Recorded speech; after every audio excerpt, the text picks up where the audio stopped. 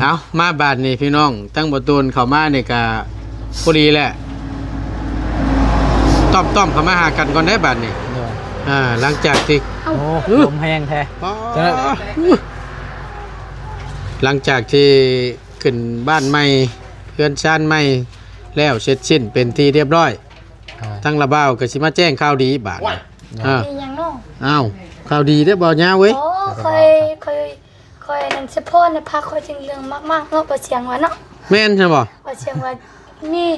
บ่แม่นมีข่าวดีไปจักนะพักเจ้าจึงเรื่องมากเอาจักมีข่าวดีไปจักมื้อนี้ก็มีอีหลีเนาะแม่นบ่แม่นเราภาคเดือมนะแม่นมีข่าวดีเราภาคเบ้าเดือมจนบ่มีคนก็ยังบ่มีข่าวดีอยู่เนาะ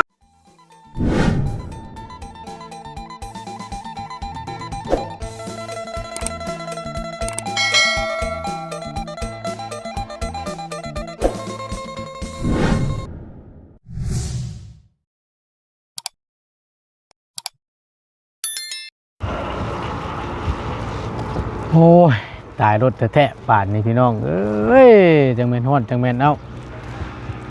ฮอดสวยพี่น้องเอ้ยชุดๆอยู่ดีมื้อนี้โอ้ย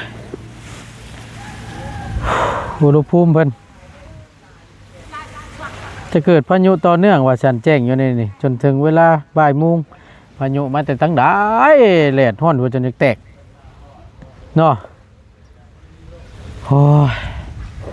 เอาพี่น้องเอ้ยก่อนเดินทั้งประตูนกับกราบสบายดีและสวัสดีเด้อพี่น้องเด้อสบายดีเบิดสู่คู่สู่คนบ่ว่าสิอยู่ในและก็ต่างประเทศก็ยินดีต้อนรับเข้าสู่ช่องประธานป้องชาแนลเส้นเก่าเส้นเคยเด้อพี่น้องเด้อประตูนกราบขอโทษขออภัยใดๆเด้อพี่น้องที่บ่ได้ลงคลิปเช้าให้พี่น้องได้เบิ่งนะครับส้มน้ำกันช่วงเช้าๆเนาะทั้งประตูนกับลงคลิปซ่าแน่หน่อยนึงเนาะเอาบาดนี่ขี้โมกกับจิตันลังละบาดนี่เจ็บคอทั้งประตูนก็ได้โอ้ยคันคอพี่น้องอากาศมันแปรปรวนเนาะเดี๋ยวก็ร้อนเดี๋ยวก็หนาวรอบก้อนนะก็ผ้าลงฝนตกพี่น้องพอหลังจากนั้นก็ร้อนแดดออกแห้งมื้อนี้ป๊าถือว่าชุดๆแหละพี่น้องเอ้ยเอาพอดีหลังจากที่ทางบ่าวบุญคงหรือว่าทั้งน้องชัยเพิ่นเนาะก็ได้ขึ้นเรือนขึ้นศาลเสร็จสิ้นเป็นที่เรียบร้อยพี่น้องเนาะก็ดีอกดีใจนำทางครอบครัวของบ่าวบุญคงหรือว่าทั้งน้องชัยเพิ่นพี่น้องเนาะที่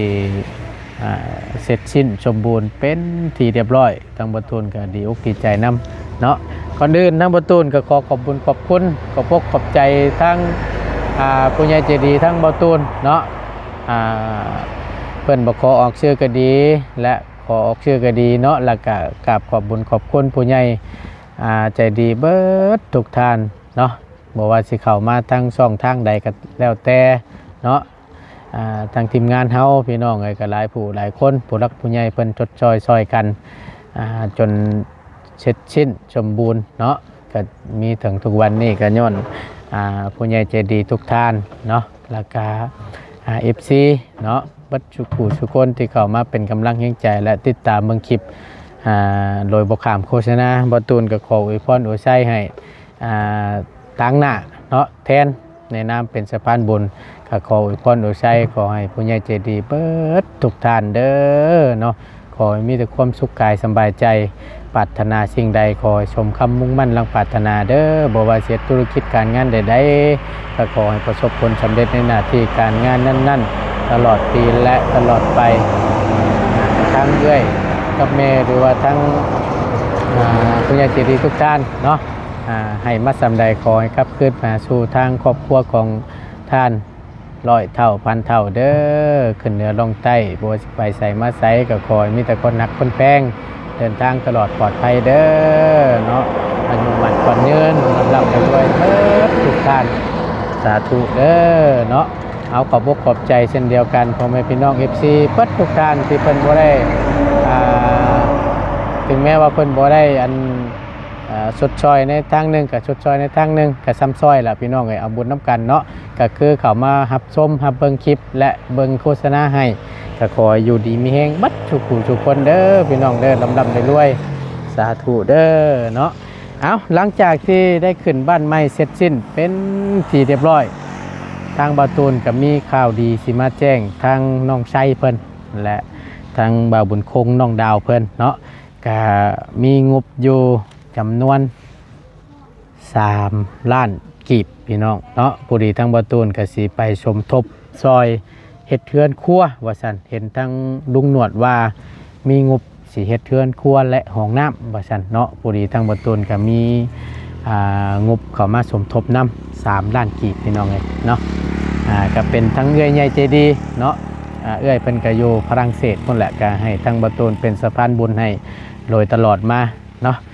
สิเข้าไปแจ้งข่าวดีเพิ่นก่อนพี่น้องเอ้ยได้ส่วนใดเฮาก็เอาส่วนนั้นเนาะเพราะว่างบเฮามีอยู่3 ล้านแต่ว่าทางลุงหนวดนี่เห็นว่ามีหลายอยู่พี่น้องเนาะก็สมทบช่วยกันเพิ่นอยากให้เฮ็ดเฮือนครัวและห้องน้ำติดโตคล้ายๆเฮือนสามอนพี่น้องเนาะเอาก็ดีอกดีใจนำคนอื่นทั้งบาตูนขอขอบคุญขอบคุณขอบอกขอบใจทั้งเอื้อยใหญ่ใจดีอยู่ต่างประเทศอยู่ฝรั่งเศสเนาะก็ที่มีน้ำจิตน้ำใจบิแบ่งมาให้และชดเชยในครั้งนี้ขอให้ทั้งครอบครัวของเอื้อยจงมีแต่ความสุขกายสบายใจด้วยเด้อปรารถนาสิ่งใดขอสมความมุ่งมั่นและปรารถนาเนาะนอนรับก็ขอให้ได้เงินหมื่นนอนตื่นก็ขอให้ได้เงินแสนด้วยเด้อให้มีแต่โชคแต่ลาภเข้ามาในชีวิตและหน้าที่การงานก็จงราบรื่นเนาะให้อยู่ดีมีแฮงผมครอบครัวสาธุเด้อลำรวยๆเนาะเอาขอบคุณในไลน์พัดทุกท่านพี่น้องเลยผู้ดีทั้งประตูนชีเอาเงินจำนวนนี้ไปแจ้งข่าวดีให้เพิ่นรับผู้น้ำกันพี่น้องเนาะแต่ก็สิไปถามเพิ่นก่อนว่าหลังจากที่ได้ขึ้นเรือนใหม่แล้วเพิ่นสิพันดีอยู่บ่หรือว่าจังใดพี่น้องเนาะเอาเดี๋ยวเอาไว้ก่อนพี่น้องเดี๋ยวมันสิเฮียนี่เป็นโทษอีกแล้วนี่เฮงกระเป๋าเฮงๆอยู่ ใส่แว่นก่อนพี่น้องเลยห้อนแตะตั้งบนต้นกับโอ้ยไปเดี๋ยวเข้าไปแจ้งน้ำกันพี่น้องเลยพี่น้องกำลังจีกะเกียมเนาะจัดโต๊ะจัดตั้งทอดไว้เสียเอาไปส่งเพิ่นบ่หรือว่าเพิ่นมาแก้วเองเพิ่นมาแก้วเองบ่บุญคงเพิ่นแก้วเองโอ้เพิ่นมาถือเอาเลยบ่นี่น่ะโอ้ช่วงแรงบ่โอ้เพราะว่านับครบแล้วก็แล้วนับครบอยู่บ่เอาสบายดีเนาะจัดเตรียมไว้ชามชุดบ่เต้นนี่โดยชามสี่เด็กกลางตัวนี้บ่ลุมนี่เด้อโดยแต่ว่าเมื่อวานนี้พัดคนบ่ทันทำบริการทำตอนนั้นเขาละล่าแล้วบ่เป็นหยังเนาะสำนี้ก็ถือว่าโอเคแหละพี่น้องเมื่อวานนี่ก็เพิ่นช่วงช่วยๆมากเพิ่นมาหลายอยู่บ่คนหลายอยู่บ่พี่น้องเพิ่นก็ถามอยู่ว่าโอ้ยทางน้องสาวล่ะของนางชัยเพิ่นคือบ่เห็นมาว่าซั่นเพิ่นมาบ่ได้บ่ติดเวียกบ่หรือว่าแนวใดบ่ได้ก็ลูกสาวฮะแม่นบ่มาบ่แม่นติดเวียกบ่ได้ติดเวียกหยังแล้วบ่อยากมานะถามเพิ่นย่านนะเพิ่นย่านโอ้ยเนาะคือจังว่าย่านแท้ๆเอาไปไปรับเพิ่นก็เว้านำอยู่ถามกินข้าวกับหยังเลยแล้วว่ากินกับปลากระป๋องว่ะไผชื่อนะบ่าวพอดีเอาบ่าวใช้หมดนะบ่าวไปเวียกมาแล้วยังพอดีเอาเข้าอยู่เฮือนเลยเอาก็เอาขนมแต่บ่แล้วเฮาอันนั้นซื้ออยู่บ้านดงหั่นซื้อเพิ่นกินแล้วโดยกินแล้วก็เฮาว่าเมื่อว่าบ้านอันน่ะขึ้นเฮือนใหม่น้องใส่อันนั้นเอื้อยฮะบ่จังได๋ก็บ่จังได๋ก็บ่มาพอดีเฮาทาพระเฒ่าแล้วยันแบบว่าเพิ่นสิมาแบบย่านแหละผู้เดียวมาโดยชวนพระเฒ่ามานำก็บ่อยากมา พอดีถ้าฮอด4 โมงก็บ่อยากมาเฮาเมื่อผู้เดียวเฮาเมื่อบัดนี้ บ่ โดย ว่าสิพา ทั้งอันลูกสาวมาแล้วก็พ่อเฒ่ามานำ โดย ทั้งเจ้านั่นก็ท่าแล้วท่าอีก โดยถ้า ท่าจนฮอด4 โมง โดยถ้าจนพอเท่าเมื่อมาแต่ฮะอันนั้นทางให้แล้ว อ๋อ ดีแล้วมาพอดีฮอด3 โมงครึ่งยังบ่มาเฮาไปนำอยู่ให้ อ่า ให้เพิ่นเมื่อ อ่า บอกเพิ่นว่าอันน่ะแบบว่า อยาก ผู ให้ กแขนอยู่เฮือนแล้วก็ให้ขึ้นเฮือนน้ำมันดีน้ำเฮือนไม้ อยากให้ขึ้นเฮือนใหม่น้ำเนาะ โดย อยากให้มายินดีน้ำเนาะ โดย อ่า พอดีพอเท่ากับเมื่อนำเฮาน่ะมานำเฮามาฮอดเฮือนเพิ่นแต่งตัวแล้วก็จะไปชวนลูกชาวนั่นได้ก็บ่ไปนั่นได้ก็บ่ไปเฉยแล้วยอมแล้วอันนี้ ก็เลยบ่ได้มาซ้ำ บ่ได้มาครับ แม่นอยู่ได้พี่น้องมื้อนั้นน่ะทั้งบ้านบุญคงน่ะไปพี่น้องเอ้ยไปอยู่ไปฮอดจอดถึงเรียบร้อยแหละ โดย ไปชวนแต่ว่าทางลูกสาวนั่นบ่มาว่าซั่น โดย ทางอันพ่อเฒ่าน่ะเรานั่นอยากเราน่ะมาเนาะ โดย สิเตรียมใส่ชุดใส่หยังเรียบร้อยก็สิพาหลานมานั่นแหละแล้วสิมาขึ้นเฮือนใหม่ นี่ มา เฒ่า มายินดีนำใช้น่ะเบิ่งเนาะ เท่าแล้วนะนี่ลูกสาวบ่อยากได้ก็บ่อยาก โอ้ยจักปีแล้วนี่ซ้ำกับมัน ไว้ ประตูอยู่เฮือนนี่ได้นี่เนาะ โดยแม่นน่ะสำนั้น ผู้นี้บ่ลูกสาวเจ้า โดย เพราะว่าทั้งประตูยังบ่ได้เคยเห็น นี่ จัก ตา เทื่ บ อ อด เลยพี่น้องเอ้ย ตาบอดเบิ่งหนึง ตาบอดนำแน่ โดย อ๋ออยู่แล้วอยู่จักคนเหรอมันคงอยู่ในเฮือนน่ะ อยู่เฮือนมี4คน 4 คน 4 คนบัดนี้พ่อเฒ่าแม่เฒ่าเนี่ย6 คนทั้งหมด เอ่อ ทั้งหมด6แต่ว่าลูกสาวเราอันผู้มาอยู่นี่ตอนนั้นเอาผัวแล้ว ผัวแล้ว เนาะยังเหลือแต่6 คน คือว่าแล้วเนาะ เนาะ เฒ่าแล้วซะนึกว่ายังหนุ่มอยู่เด้ เฒ่าแล้ว ไปมาก็ยากลำบากแล้วเนาะ โดย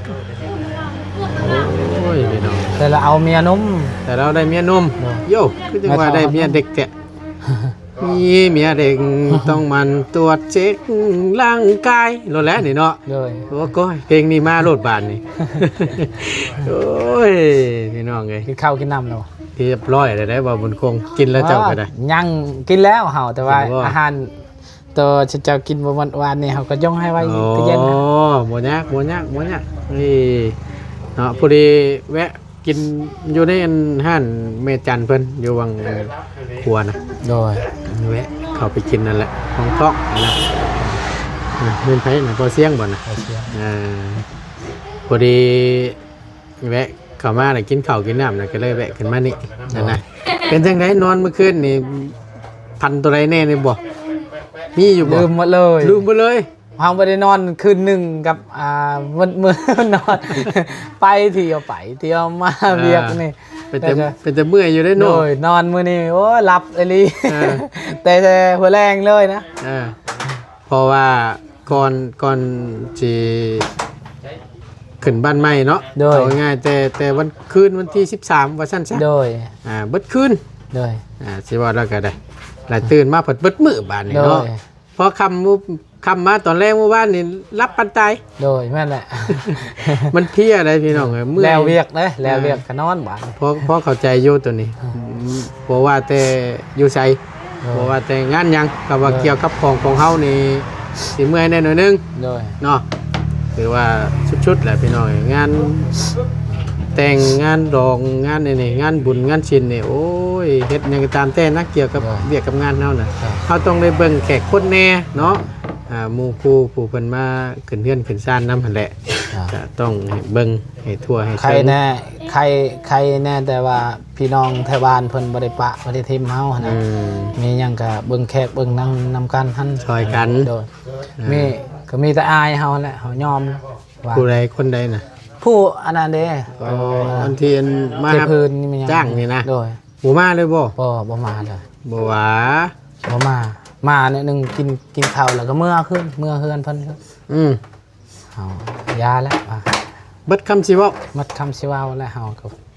เนาะ โดย สร้างเป็นแท้ เอาเป็นไอ้น้องธรรมดามันก็เบิ่งแย่งกันเบิ่งอันนั้นแขกคนไม่ยังเลยแหละ แนวมันแหละ อันนี้ เต้นแล่นจอยกันแล้วเฮ้ย เดี๋ยว เนาะที่เพิ่นที่โต เป็นของน้องของนุ่งของลูกของหลาน โดย ก็ต้องมาเบิ่งมาเต้นมาเบิ่งน้ำกันเองแขกคนผู้เพิ่นมานี่แหละย่อเข่าย่อน้ำซอยกัน โดย เนาะแต่เพิ่นบ่มาเลย บ่ มากินข้าวแล้วเมื่อ โดย บอกว่า อันนั้นเมียลาวใช่มาบ่ได้อันนั้นว้าวดอก เมียน่ะมาช่วยอยู่ มาช้อยมัดมือ โอ้ย แต่ แม่ ว่าน มีแต่ลาวหั่น แม่นอยู่ผู้เมียมากันเนาะ โดย แต่ว่าเสียเมียมาก็มันก็อีกส่วนหนึงเนาะ โดย หากเขานี่ที่ผู้เป็นอ้ายหรือว่าสายเลือดเนาะ แม่ ของน้องแท้ๆของหลานแท้ๆนะพี่น้อง ผู้กำลังย่างเลย มันต้องได้มาได้ตัวนี้ ยาแล้ว แต่ความสิว่า โดยมื้อหน้าคันเวียกงานเฮือนลาวเฮาก็บ่มาคือกัน อืม เฮ็ดแนวนั้นซะ เฮ็ดเนาะใจสั่นใจดำใจกันบ่ได้แล้วนั่นนี่บ่คักไปเลยแล้วนั่นนี่เพราะว่ามันสำคัญเด้พี่น้องเอ้ยเนาะแต่ว่า โอ้โอ้โอ้ ยังนั่นเอ้าโก้งก้อยมาเลย มั่งหูเว้ย มั่งบุกไว้ ดังแล้วแหละไผ อันเด้ ได้กี่ดังไงนี่ ดังแล้วแหละ สวัสดีวันยามว้าวเนาะพูดแล้วอันนี้ เด็กกกใหม่กกยังใหม่น้อยๆน้อย จัดเตรียมไว้ คนเรื่อยๆอันตรงนั้น โอ้ทับได้จัดเตรียมไว้ก่อนพ่อนแท้ๆมื้อนี้กันเนาะ ๆโดยนั่นแหละ ถามทั้งพ่อเพิ่นนี่สิบ่ฮู้หยังพี่น้องเอ้ยสิมาถามทั้งหลานชาวข่อยพี่แหละละเฮ็ดหยังคือเปียกแท้ น้ำเสย ฮะ น้ำเสย อาบน้ำเซมาแต่เซพุ่นบ่ สั นี่ กเครื่องสักคองเพิ่น เนาะ อ๋อไปซักเสื้อผ้าหน้าแพ้ โอ้ยแดดๆนี่ไปซ้อนร้ายคนไปซ้อนเต็มนอ แม่นบ่นาง เต็มเสยไปซ้อนบ่ อ๋อไปซ่อนครับผม น้องวายเพิ่นว่าใครอยากไปซ้อนเด้ น้องไว้อยากไปซ่อนดีใจเย็นเดี๋ยวจังหน่อยก่อน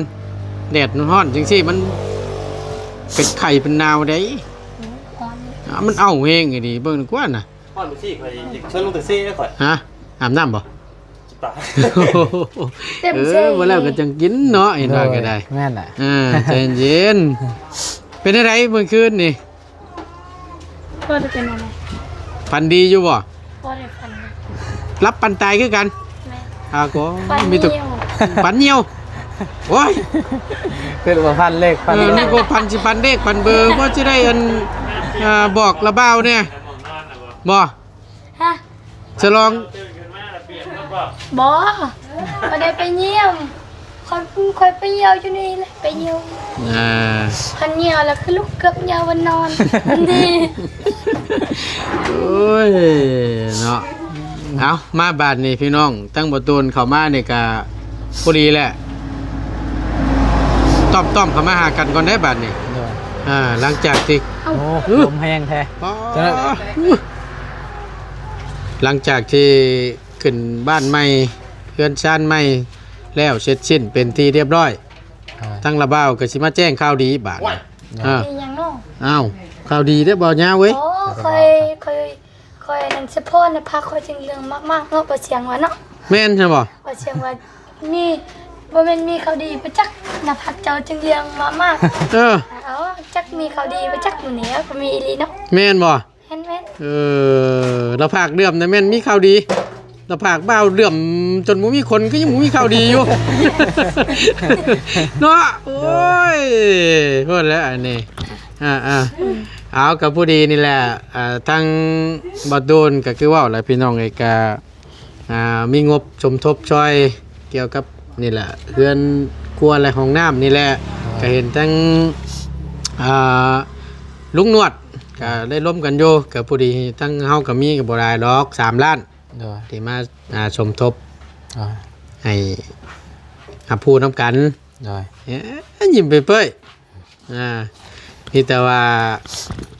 เงินจำนวนนี้เราเสียไว้สมทบชื่อในส่วนที่ส่วนที่มันพอเด้อ โดย นี่เด้อก้อนนี้เด้อ โดย นะเราสิเก็บไว้เด้อ โดย มัน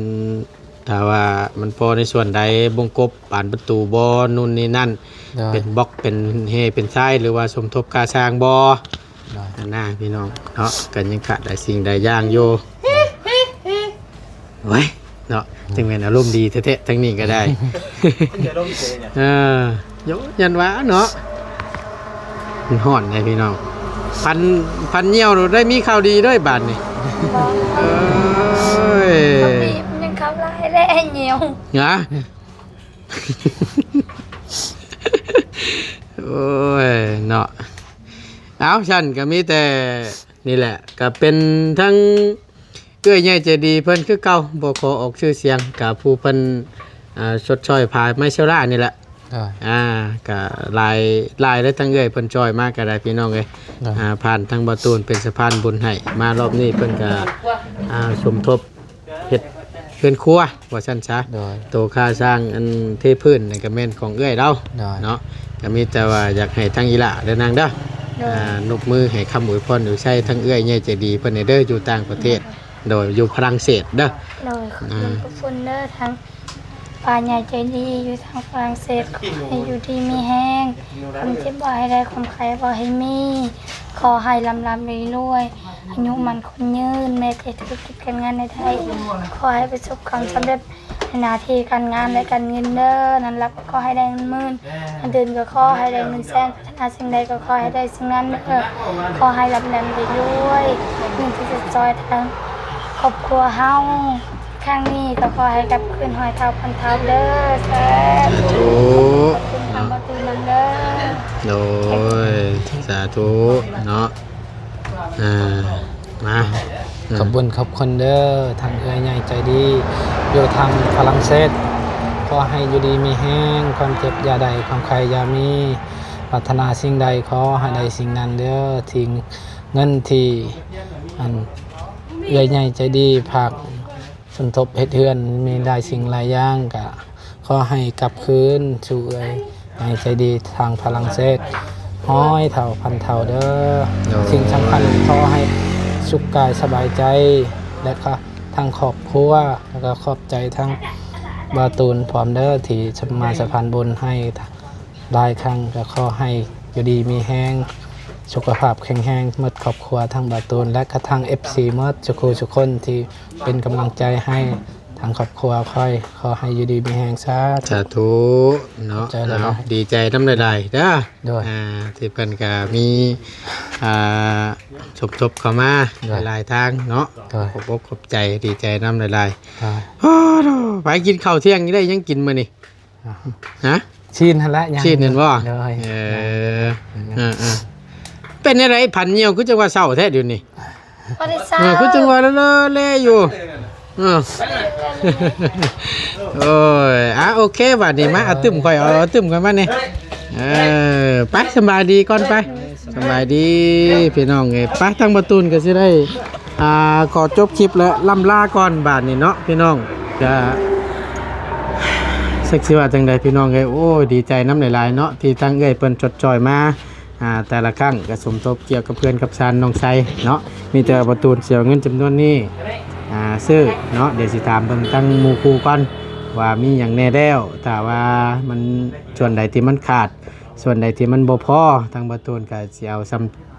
จำนวนเงินที่เฮามีเนาะทางประตูนสิเอาในส่วนนี้แหละพี่น้องซื้อกะท้ายๆคลิปก็ขอบคุณเช่นเดียวกันเนาะทั้งเอ้ยใหญ่ใจดีเฮาบ่ขอออกชื่อเสียงเรียงนามทั้งเอ้ยเพิ่นก็เป็นคนลาวอยู่ฝรั่งเศสพุ่นแหละพี่น้องเนาะก็ขออยู่ดีมีแฮงเด้อบุญคำน้ำสู้บุญคำน้ำทรงปรารถนาสิ่งใดขอชมคำมุ่งมั่นลังปรารถนาด้วยเด้อบ่ว่าสิธุรกิจการงานใดๆก็ขอให้ประสบผลสำเร็จในหน้าที่การงานนั้นๆตลอดปีและตลอดไปขอให้อยู่ดีมีแฮงพร้อมครอบพร้อมครัวสาธุเด้อเนาะพี่น้องเนาะโอ้ยจังแม่นฮ้อนแท้ๆเพื่อเป็นการบ่เสียเวลาขอบคุณเช่นเดียวกันเนาะพ่อแม่พี่น้อง FC บัดทุกท่านที่เข้ามาเป็นกำลังแห่งใจและติดตามเบิ่งคลิปโดยบ่ขาดโฆษณาสำหรับคลิปนี้บ่ตูนจบลงเพียงเท่านี้ก่อนเจอกันคลิปหน้าพี่น้องสบายดีเด้อพี่น้องเด้อไป